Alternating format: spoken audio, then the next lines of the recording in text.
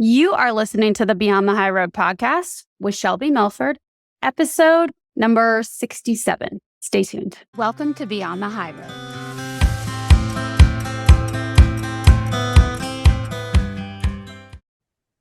Hey guys, I'm jumping in really quick, like my hair. I'm jumping in really quick to let you guys know that members, this week's study guide, your first study guide ever, is actually in your library. So just go into the new course and you'll find a tab for study guides, and then you can download it there. And for everybody else, if you guys want to get a taste of what it's like to be in the Healing and Reinvention program, or what it's like to coach, basically like the kind of worksheets that I used and what kinds of things that we discuss, then you can also download the study guide for today. Well, I mean, like I'll keep this one out there, the study guide. I'll link it down below, but it's beyondthehighroad.com/hope sucks. Okay. All right. So now I'll let you get to the episode. Okay. Hi, you guys. How are we doing today? We are going to be talking about hope, the emotion of hope, and why I think it can prevent you from creating the life that you want in the now and in the future. So here goes. Whenever I hear somebody say that they hope something will happen, that they hope they get the job they want, or a parent like us say that they hope something will change, that they hope things will be different in the future, my heart breaks a little tiny bit for them, because it tells me that the person who said it is feeling disempowered. Whenever we hope for something, it is putting our desires in somebody or something else's hands. We're putting off responsibility to the universe. If it's supposed to be, I used to say this a lot. I think I talked about this in one of those episodes right after Nita passed away. I was striving to be the good wife, the good Christian wife, who just allowed things to happen, like waiting for signs.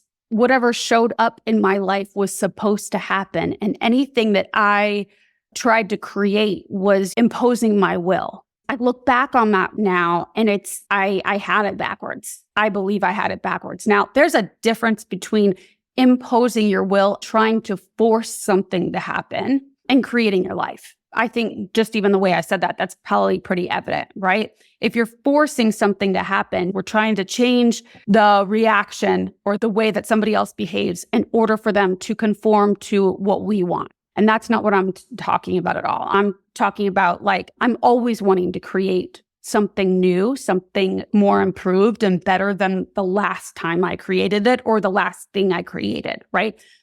We're hopefully always striving to get better.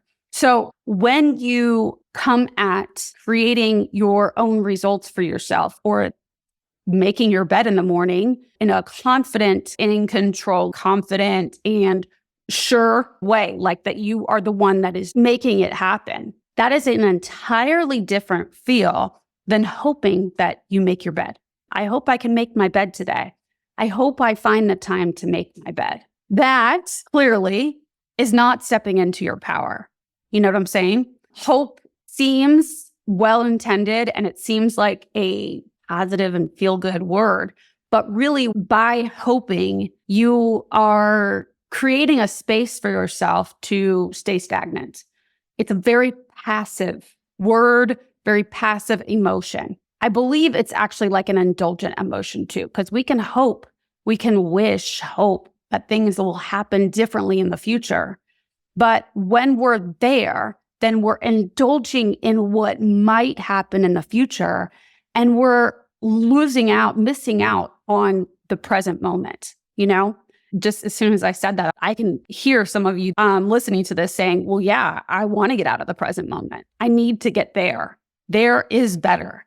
But I just also want to caution you that there isn't always better. In fact, most of the time, there is the same as here when it boils down to it. Maybe there's different external circumstances, factors that are there, but the emotions that you're feeling, if you weren't happy here, you're not going to be happy there. So I think that is something that is, I don't know, it's just something to consider, something to chew on. I don't care if somebody handed you $1 million today. It's still, in the end, once you would get tired of spending maybe for a few days, maybe even for a month, you would be happy and whatever, but that would be dependent on an external circumstance. And when you spent that $1 million and you hadn't learned, you didn't make it yourself so that you learned how to make the $1 million so you could go make another $1 million, then when that $1 million runs out, you're right back to where you started. Do you know what I'm saying? You hadn't done the work in order to create something new for yourself. You didn't learn how to make the $1 million. And you also didn't learn how to be happy with the current circumstances being crap. So therefore, you're always dependent on something changing for you, on somebody outside, some external circumstance to cause you to be happy. And that sucks. That is a very powerless place to be, helpless place to be, needy place to be. And that is what hope promises you. Hope promises you that up there, things might get better. Maybe, if you're lucky, if you pray a lot, things might get better for you up there.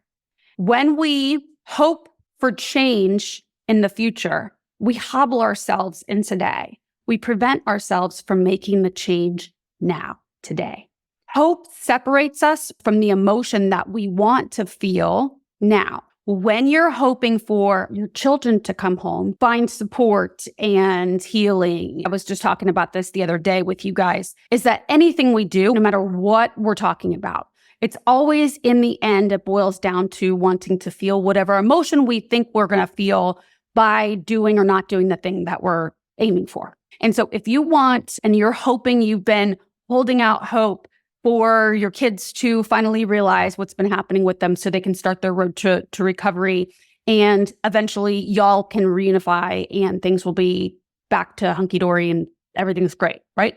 The emotion that you want to feel is likely peace, okay? There's probably a lot of emotions that you want to feel there. You want to feel loved and reunified and blah, blah, blah, blah, blah. But let's just pick one of those for right now because we can do it with every single emotion that you want. If you're looking to feel peace in the future by hoping for that, by wishing it away in the future, you take away your ability to create the peace that you want to feel up there now, right?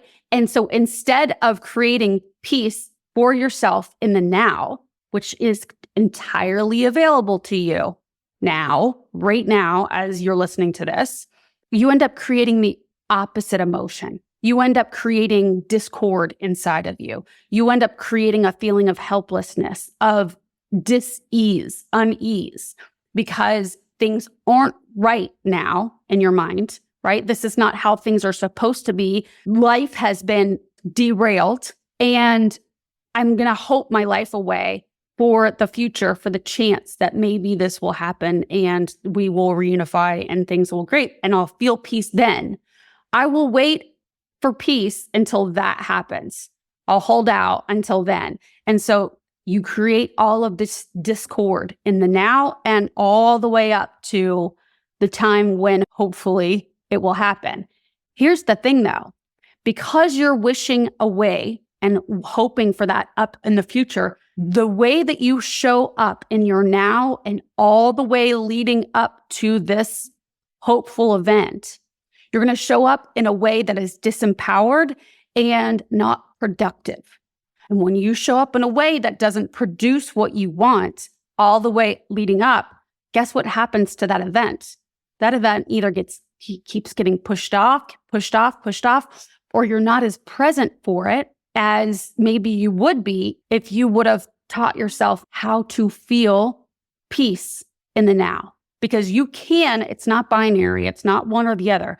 It is entirely available for you to feel peace now and also trust that things will be okay and that your child will get exactly what they need on exactly the time that they need to get it. And that you guys will reunify, or that you can rebuild your relationship with your child this entire time while they're doing the work to prepare themselves for whatever their road is with you, their relationship with you, because relationship exists in each one of our minds. Yes, you may be missing out in your mind, missing out on experiences and making memories with your children all of this time, right? But you hoping isn't going to get you there anyway. Do you know what I'm saying? So your hope really actually, it's not just a passive, like benign emotion or mindset. It actually can cause more damage than good. Because if you're holding out hope, you're putting everything else on pause. At least in that portion of your mind, when you're focusing on hope for tomorrow, then you entirely miss out on showing up fully in today. You see? So hope it's a promising emotion, and it doesn't ever produce, right? It's false marketing, right? The idea of hope, it's dishonest marketing. It's like making an ad for a Porsche, but actually when you get to the car dealership and there's a beat up old VW, it's not the same thing. So that is really pretty much my thoughts on hope. I just want to introduce the idea that because hope is so passive and dependent on so many external factors, it places all responsibility elsewhere and causes you to give away all agency. As alienated parents, we already feel helpless, hopeless, disempowered. This is really why so many of us feel so stuck, is because we're constantly waiting on the attorneys, the judges, the gals, guardian ad litems. We're waiting on our ex, our children, you name it, our family members, the money to come in for whatever, all of the things outside of us. And because we're so busy, or we've been so used to sort of, I don't know if delegating is the right word. Yeah, in a way, delegating in your mind, that's their responsibility to take care of. Then you end up sitting, twiddling your thumbs, doing nothing in a very passive, helpless place. You give all of your power away. So I want to offer that you trade in that word, that emotion of hope, and start picking mindsets of confidence, of certainty, peace now. And if, I know the question is probably for some of you, yeah, but Shelby, what if I am waiting on XYZ to happen and I can't do anything about it now? Well, in that case, then acceptance is a good one to learn. And I guess that that just opened up the idea to share with you guys that if you're in a place where you're telling yourself that you can't be happy until XYZ happens, then you need to find your power in that. Find your choices. Be very certain about your plan moving forward. And that plan should not be dependent on whether so-and-so does their job, or whether your child shows up at the next parenting time or the next counseling session. The plan of action that you put together for your 2024 or for whatever it is that you're doing, make sure that these are steps that you can take that are not dependent on anybody else's actions. If you've been feeling uninspired, not motivated, no drive, stuck, helpless, hopeless, look and see where you're not taking action in your life right now. And the actions that you are taking, are they contributing to your end goal? Like, where in your life are you spinning because you're taking action that doesn't really contribute to what you want to be ultimately achieving? A lot of times what we'll do is we'll be in hope for the future. Oh, I hope that this happens. And we'll sit and kind of waste time and busy ourselves with stuff, but it's really just biding time, wasting time, keeping us, it's buffering, right? We're in this like place of like not wanting to do the things that will actually get us the results because we're holding out hope. And then we're sitting here busying and tiring ourselves out with some other behavior, tolerating our current state of our lives. And this, my friends, couldn't be more unproductive. Busying yourself and wasting your energy on doing whatever things to avoid your current state, the current situation, hoping that your end result will just show up at your doorstep, like I was talking about a couple of episodes ago, right? Come knocking on, hi, everything's fine now. It won't happen that way. You have to make it happen. And if it's the result that you want is involving another person or some external circumstance, then ask yourself, what is the result that you're hoping for by the external thing happening? And then whatever that emotion is that you're looking for in the end from the external thing happening, how can you create that for yourself right now, today? Because it is available to you right now, today. I'm going to reiterate it because I think it's very important.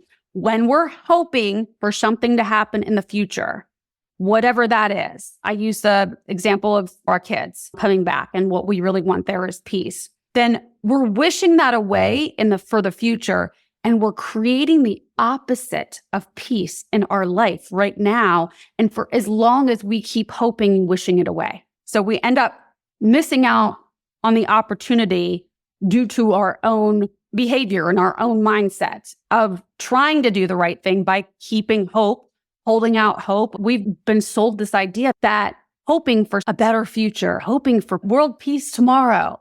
We've been sold this idea that this is positive thinking, positive affirmations, whatever.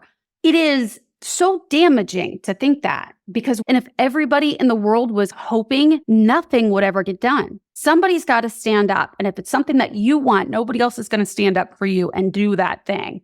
You have to do it. You're the best fit to make whatever it is that you want to happen in the now. Okay. So hopefully that made sense. But yeah, what else did I want to say about it? The opposite of hope is certainty, confidence, peace, and acceptance. When you cannot change the circumstance, you cannot change the other person, which you can't. You've done all the things that you can, and it's not changing at the moment. Like, you have no more moves to make with this situation, then this is when you practice acceptance. And acceptance can be very empowering, because when you accept the current state of your life, which already is, right? If we're talking about changing something in the future, changing your relationship with your kid, you do all the steps to show up in the way that you want to show up, no matter what the other person's response is, whether it's your kid or whoever, right? You act that way, and you love, and you do all the things ahead of time, doing them because of who you become on the way to what your goal is. How they show up or how anybody responds is their business. The person that you become and the love that you feel and demonstrate during all of that is so worth it. But when we're hoping, it's like placing an expectation on the world around us, on whatever it is that we're hoping for.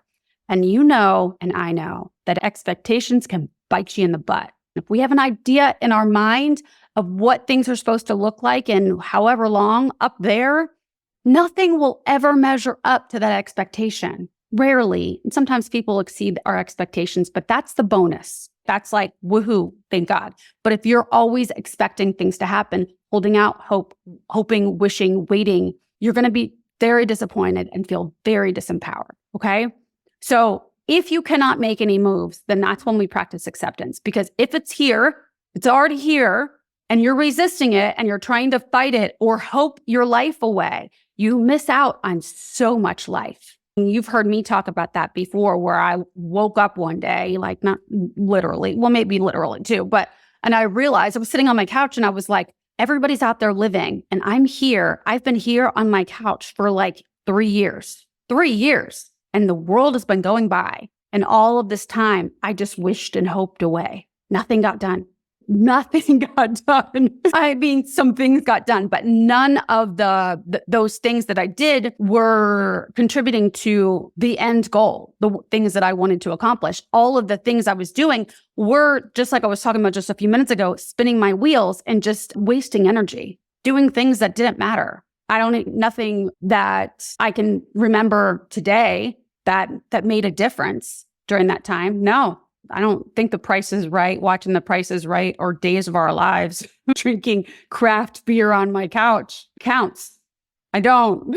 But even like when we say that we're being productive, we think we're being productive, but if it's not contributing to your end goal or whatever it is that you're hoping to happen, then you got to ask yourself if it's worth it to you. Is it worth it?